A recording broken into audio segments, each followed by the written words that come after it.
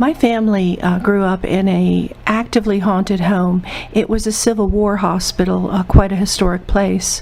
Both the North and the South had used it as a hospital, so both sides had died there.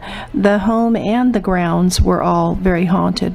And when I was growing up, we all made a vow that even if we grew up and moved on, we would come back and haunt that place after we had passed on.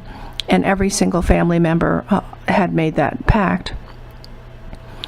What happened was, at one point in about 1979, my father had passed on, and the people who owned the property at the time, they reported that they had seen him on the property, and he went missing. And they saw him, they went to go over to talk to him, and he was gone.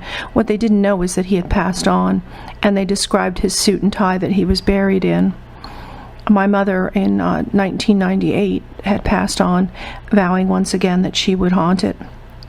In the year 2001, my brother, he had vowed that he would haunt the place, and he even had a dream before he passed on that he had flown over the estate, and he described it in great detail as it was at the time, even though he wasn't there.